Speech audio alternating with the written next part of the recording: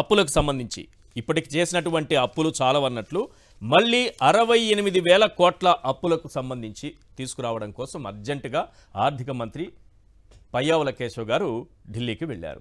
మామూలుగా అయితే మనం ఎలా రాయాలి, ఎల్లో మీడియాలో ఎలా రాయాలి, జోలె పట్టడానికి ఢిల్లీ వెళ్ళిన అని రాయాలి. అలా రాయలేదు, చాలా బాగా రాశారు.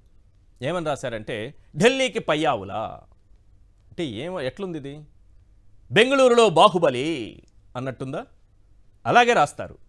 గతంలో అయితే ఎలా రాశారంటే ఒక ఎగ్జాంపుల్ చూపిస్తేనే ప్రజలకు అర్థమవుతుంది. గతంలో ఆర్థిక మంత్రి బుగ్గన రాజేంద్రనాథ్ రెడ్డి గారు ఆయన ఢిల్లీకి వెళితే ఇదే అప్పుల కోసమో సాయం కోసమో కేంద్రం సాయం అడగడానికి వెళితే అప్పుడు ఎలా సార్, ఢిల్లీలో బుగ్గన వెయిటింగ్, మంత్రులతో భేటీకి బొగ్గన పడిగాపులు, 2 రోజులుగా దొరకని అపాయింట్మెంటు, అప్పులు పోలవరంపై విన్నపాల కోసమే ఆయన వెళ్ళింది, దానికోసమే. ఓకే, ఇది అయిపోతే ఈయనకి చక్కర్ల మంత్రి, చక్కర్లు కొట్టే మంత్రి అట. ఏది, అమరావతికి అంటే విజయవాడకి ఢిల్లీకి చక్కర్లు కొట్టే మంత్రి అట. నెలలో కనీసం 2-3 పర్యాయాలు ఢిల్లీకి రావడం గత 2 ఏళ్లుగా పరిపాటిగా మారింది. ఇన్ని చక్కర్ల మంత్రి అంటూ అందరూ వ్యాఖ్యానిస్తున్నారు. రాష్ట్రం నుంచి అధికార పర్యటనలకు వచ్చినప్పుడు మంత్రులు ఏపీ భవన్లో బస చేయటం సంప్రదాయం. దీనికి భిన్నంగా ఆయన వెంట ఢిల్లీకి వచ్చే ఉన్నతాధికారులు లక్షలాది రూపాయలు ఖర్చు చేసి స్టార్ హోటళ్లలో దిగుతున్నారు. ఇప్పుడు పయ్యావుల కేశవ్ గారు వెళ్ళారు కదా, నాకు తెలిసి ఏదన్నా పూటకోళ్ళ ఇళ్లలో దిగారని రాస్తారేమో రేపు, నాకు తెలియదు. ఎందుకంటే వారు మంత్రి, వారికి తగిన ప్రోటోకాల్ ఉంటుంది, అన్నీ ఉంటుంది. కానీ ఇక్కడ వెటకారంగా రాశారు కాబట్టి ఆ వెటకారాన్ని నిజం చేయాలంటే పయ్యావుల కేశవ్ గారు ఎక్కడ దిగారనేది చెప్పాలి. అప్పుల కోసం ఆర్థిక మంత్రి ఢిల్లీకి చక్కర్లు కొడుతున్నట్టు మరో పక్క ప్రచారం జరుగుతుంది. ఢిల్లీకి చక్కర్లు కొడుతున్నారని చక్కర్ల మంత్రి అని ఆయనకి పేరు పెట్టారట. ఇప్పుడు పయ్యావుల కేశవ్ గారు ఢిల్లీకి వెళ్ళారు. ఒకసారి ఆంధ్రజ్యోతిలో వచ్చిన వార్తను చూపించండి. ఇక్కడ కొన్ని అనుమానాలు కూడా ఉన్నాయి. వీళ్ళు రాసినటువంటి వార్త చూస్తే భయమేస్తోంది. చాలా భయంకరమైనటువంటిది. రాష్ట్రం మొత్తం ఉలిక్కి పడే వార్త ఇది. 68,000 కోట్ల రూపాయల అప్పులకు సంబంధించి కేంద్రం దగ్గర పర్మిషన్ కోసం వెళ్ళారు. ఇందులో ఏం రాశారంటే కొత్త అప్పులకు అనుమతి కోసం ఆర్థిక మంత్రి పయ్యావుల కేశవ్ ఢిల్లీలో ప్రయత్నాలు చేస్తున్నారు. ప్రస్తుత ఆర్థిక సంవత్సరం బాగా వినాలి, 24-25లో కేంద్రం ఇప్పటి వరకు 71,000 కోట్ల రుణాలకు అనుమతించింది. రాష్ట్ర ప్రభుత్వం అప్పుల పరిమితిని పూర్తిగా వాడేసింది. చెప్పాలంటే ఇంకా ఎక్కువే చేస్తుంటుంది. ఇప్పుడు కొత్తగా 68,000 కోట్ల అప్పులకు అనుమతి ఇవ్వాలని కేంద్రాన్ని కోరింది. ప్రతి మంగళవారం, మంచి పాయింట్ ఇది, మళ్ళీ రాసుకోవాలి కదా, మనం గతంలో రాశాం కదా, ప్రతి మంగళవారం ఆర్బీఐ నిర్వహించే వేలంలో రాష్ట్ర ప్రభుత్వం సెక్యూరిటీలు విక్రయించి రాష్ట్రాలు అప్పులు తెచ్చుకుంటాయి. వేలం నిర్వహించే మంగళవారానికి ముందు శుక్రవారమే ఆర్బీఐకి సమాచారం ఇస్తాయి. కేంద్రం అనుమతినిచ్చిన అప్పులను పూర్తిగా తీసుకున్న రాష్ట్ర ప్రభుత్వం ఆర్బీఐకి సమాచారం ఇవ్వలేదు. ఫుల్ స్క్రీన్ తీసుకోండి ఒకసారి, ఎల్లో కలర్లో హైలైట్ చేసింది ఒక్కసారి అందరూ చదవాలి. కేంద్రం అనుమతించిన అప్పులను పూర్తిగా తీసుకున్న రాష్ట్ర ప్రభుత్వం ఆర్బీఐకి సమాచారం ఇవ్వలేదంటే ఏంటి దీని అర్థం? అంటే ఆర్బీఐని కూడా మోసం చేస్తున్నారా? ఆర్థిక నిపుణులు చెప్పాలి.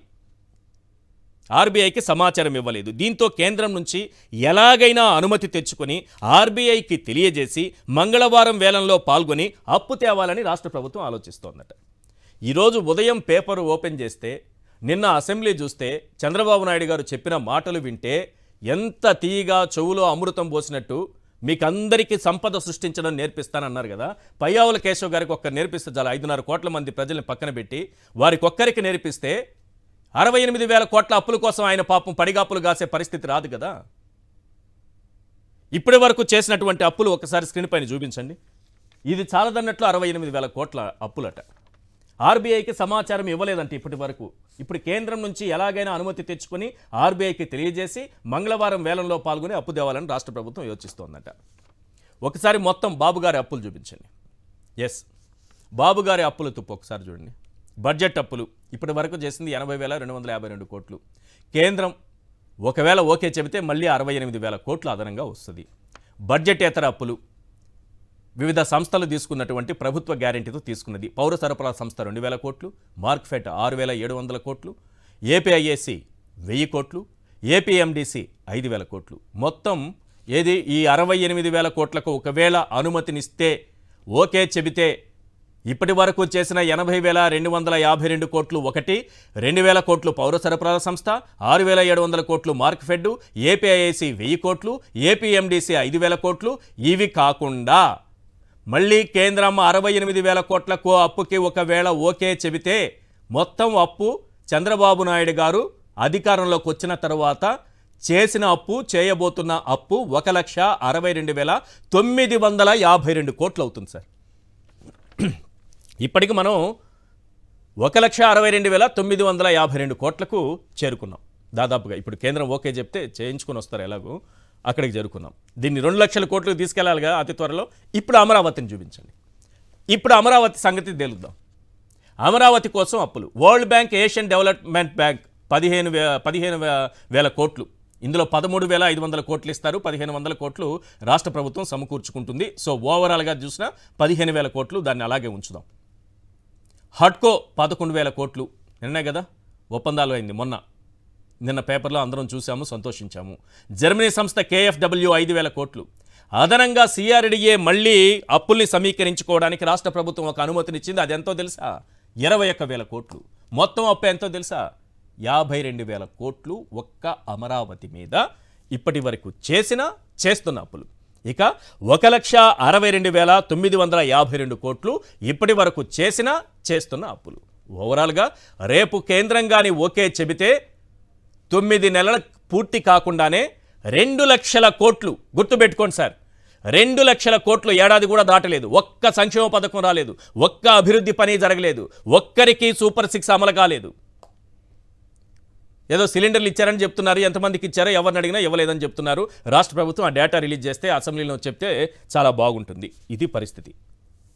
ఈ 2 లక్షల కోట్ల రూపాయలు, ఇప్పుడు 68,000 కోట్ల రూపాయలు మొత్తంగా కలిపితే ఇప్పుడు వరకు చేసిన అప్పు ఎటుపోయింది, సంక్షేమ పథకాలకు ఎందుకు రాలేదు, ఇప్పుడు చేయబోతున్న అప్పుని ఏం చేయబోతున్నారు, ఇదంతా ఎక్కడికి పోతోంది, సంపద సృష్టి ఏమైపోతుంది, ప్రజలకు నేర్పిస్తారట ఎలా సంపద సృష్టించుకోవాలో. సృష్టించుకొని వాళ్ళ సంక్షేమ పథకం వాళ్లే. ఒక తల్లి నేర్చుకుంటుంది సంపద సృష్టించుకోవడం. ఆమె పథకం ఉంది కదా, తల్లికి వందనం ఆమె ఇచ్చేసుకుంటుంది. అన్నదాతకు నేర్పిస్తారు సంపద సృష్టించడం. ఆయనే అన్నదాత సుఖీ భవ అని అనుకొని సంపద తీసి ఇంట్లో పెట్టుకుంటారు. ఒక మహిళకు నేర్పిస్తారు, ఆమె నెలకి ఎంత 1,500, ఏది 18 ఏళ్ళు పూర్తయితే ఆమె సంపద సృష్టించుకుంటుంది, సంవత్సరానికి 18,000 సంపాదించుకుంటుంది. ఆమె సంపద సృష్టించుకుని ఆమె ఫ్రీగా బస్సు ఎక్కుతుంది, ఆ ఫ్రీ బస్సులో ఎక్కి టికెట్లు ఇచ్చేస్తుంది, ఎందుకంటే సంపద ఆమె దగ్గర ఉంది కాబట్టి. ఇలా మొత్తం సంపద సృష్టిస్తామని చెప్తున్నారు.